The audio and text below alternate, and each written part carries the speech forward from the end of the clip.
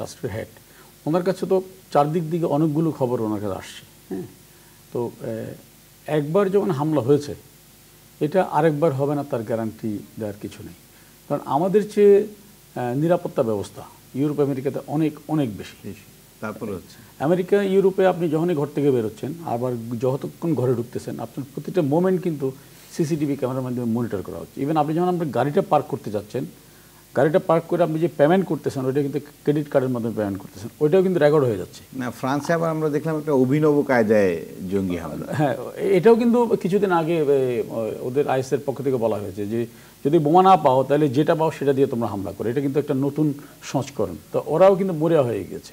হ্যাঁ, তো এই জায়গা থেকে বাংলাদেশে যে আরেকটি হামলা হবে না, এটার গ্যারান্টি দেওয়ার কিছু নেই। সেই জায়গায় অবশ্যই ব্যাপক সংখ্যক জনগোষ্ঠীকে সচেতন থাকতে হবে। যেমন ফ্রান্সে যে হামলাটা হলো লরি নিয়ে, সেখানে সেই ড্রাইভারটাকে জিজ্ঞেস করা হলো যে তুমি এখানে কী করছো। ও বললো যে আমি রেলিতে আইসক্রিম বিক্রি করবো। কিন্তু পুলিশ যদি সেটা বিশ্বাস না করে একটা ব্যবস্থা নিতেন যে না, এখানে আইসক্রিম বিক্রি করা তোমার দরকার নেই, তাহলে হয়তো সেই ঘটনাটা ঘটতো না। ঠিক এই জিনিসগুলো আমাদের চোখ কান খোলা রাখতে হবে আইনশৃঙ্খলা বাহিনীর পাশাপাশি সাধারণ মানুষ সবাইকে।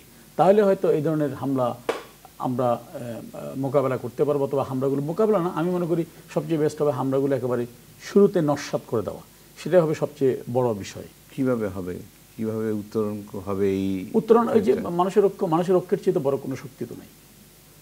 আপনি যদি ৭১ সালে মুক্তিযুদ্ধের জায়গাটা যান, আপনি কি দেখবেন? ওইখানে ভিজিবল ঐক্য ছিল, এখন তো কোনো ভিজিবল ঐক্য দেখছি না। ভিজিবল ঐক্য বলতে আপনি দেখেন, তখনও কিন্তু বাংলাদেশে আওয়ামী লীগের নেতৃত্বে সবাই কিন্তু কনসার্ন জঙ্গিবাদ নিয়ে। আমিও কনসার্ন, সবাই কনসার্ন, যাকে জিজ্ঞেস করেন হ্যাঁ সবাই কনসার্ন।